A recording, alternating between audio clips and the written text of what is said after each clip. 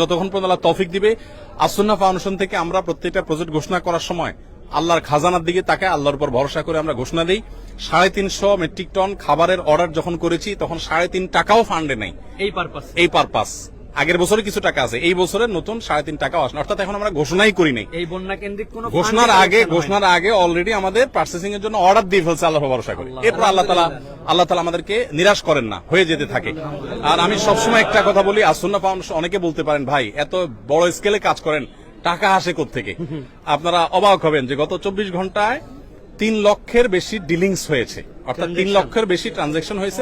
3 লক্ষের বেশি মানুষ টাকা দিয়েছেন, কেউ 5 টাকা, কেউ 1 টাকা, কেউ 500 টাকা, কেউ 50,000, 1 লাখ টাকা।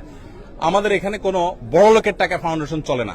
অনেক বড় বড় শিল্পপতিরা পার্সোনালি আমাকে ফাউন্ডেশনের পুরো প্রজেক্টের দায়িত্ব নিতে চেয়েছে। আমি বিনয়ের সাথে বলেছি আপনি দোয়া করেন, ফাউন্ডেশন সর্বসাধারণ টাকা চলবে ইনশাআল্লাহ। ধন্যবাদ সবাইকে।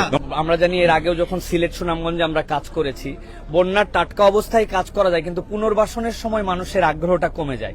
আর দ্বিতীয়ত যখন একটু বন্যা কমতে শুরু করে তখন যে মেডিকেল ক্রাইসিস হয়, এক্ষেত্রে ডাক্তারদের জন্য আপনার যদি কোনো পরামর্শ থাকে।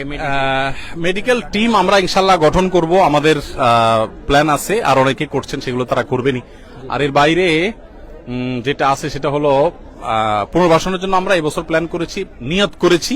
আমাদের কাছে ফান্ড যদি আল্লাহ মিলাই দেন পুরাটা, আমরা 4000 ঘর পুনর্বাসন করবো ইনশাআল্লাহ, যাদের ঘর হারা হয়ে যাবে তাদের জন্য। আর এমনিতে আলহামদুলিল্লাহ ত্রাণ তো চলবেই। ত্রাণ যেটা আছে এটা কোথায় গিয়ে ঠেকবে আমরা নিজেরাও জানি না।